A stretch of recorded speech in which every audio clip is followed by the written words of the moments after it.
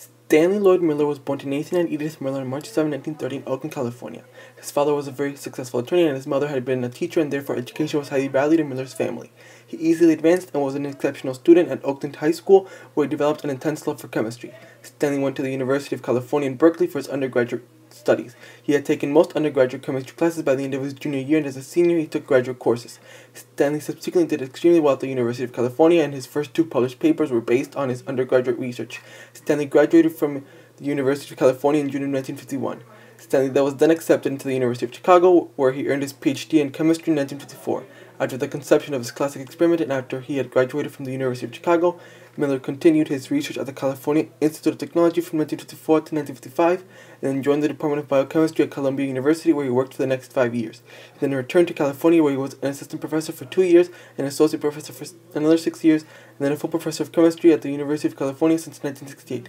Miller passed away on May 20, 2007 at the age of 77 from heart failure.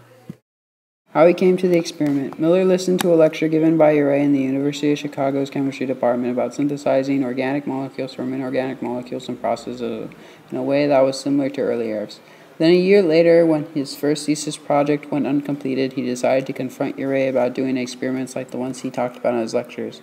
Urey was against it at first because he thought it was too unsafe of a topic and that it might take some time for the experiment to produce any results. But eventually he gave in. They then began working on one of the three apparatuses that they thought of. The name of the most famous apparatus is the classical apparatus, which seems to be the base design for the other two apparatuses. The classical apparatus materials included tungsten electrodes, which would provide energy for the gases and water to mix it, symbolizing the lightning of early Earth. A 5-liter flask, this contained the gas, symbolizing the gases in the atmosphere of early Earth. A condenser, symbolizing the water condensing in the clouds and turning back into rain. A 500cc flask, which contained the water, symbolizing the oceans, which was thought to house organic molecules created from inorganic materials or processes. Glass tubing to connect everything, a cold trap mechanism. This one, though, doesn't really have any equivalent in nature, which is one of the problems scientists have with the experiment. Miller did not think it would help him keep his results by preventing the organic molecules from being destroyed. He thought it would just allow him to capture the products of the liquids and the gases. In his experiment, the independent variables were the different gases he put in. In the classical, it was ammonia, water vapor, methane, and dihydrogen. The 5-liter flask, while the liquid products formed from the combination of the water vapor and the gases is a dependent variable. Since Miller didn't want the environment to be affecting the results, he chose a closed system to keep the environment constant. He also kept the water in the 500cc flask constantly boiling at 100 degrees Celsius and ran it overnight to make sure the apparatus was continuously working. How the experiment worked. First, the water was heated up in the 500cc flask, creating water vapor. This water vapor would then rise into the 5-liter flask and mix with the gases. The sparks from the electrodes would then help the water vapor mix and combine with the gases. The water vapor would then go into the condenser and come out as a liquid. Once liquid, it would drop into the cold trap where the products of the water and the gases mixture would be caught and taken out while the unchanged materials would continue to cycle through the apparatus. The results of Miller's experiment was, after the first day, a thin layer of hydrocarbons on the surface of the water. The second day yielded the amino acid glycine.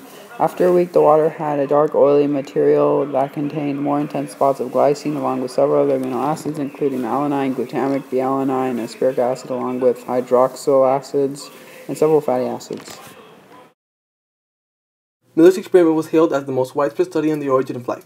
His experiment is the only evidence that evolutionists had at the time with which to prove the chemical evolution thesis. The experiment results captured the attention of scientists by suggesting that it might soon be possible to rebuild the emergence of the first living cells present on primitive Earth. Both the New York Herald Tribune and the New York Times wrote about Miller and his discovery. Time, Newsweek, and Life featured articles on Miller as well. Miller's experiment helped to pioneer organic chemistry in the 1950s and shift the mainstream of biological thought from vitalism to mechanism. Miller was launched into worldwide fame. Organic chemistry was redefined as the study of the carbon compounds regardless of origin. However, there were also many attempts to disprove his findings. One of the main arguments proposed to discredit his findings was that Earth's primordial atmosphere had a different composition than the one used in Miller's experiment. Evolutionary scientists argued that there was a reducing atmosphere in primordial Earth instead of a modern-day oxidizing atmosphere present in Miller's experiment. Other biochemists like Alexander Operin and J.B.S. Haldane disputed Miller's usage of oxygen in his experiment, arguing that if oxygen was used in early Earth's atmosphere, it would destroy the organic materials. They also argued that methane would only last for about 1% of the required time for the appearance of life, water vapor would be broken down by the sun's radiation, and hydrogen would not exist as an element because its low density would cause it to escape into space. Regardless, it is evident today that Miller's experiment is still held in high regard, and he remains one of the only biochemists to prove useful insight into the origin of life on primordial Earth.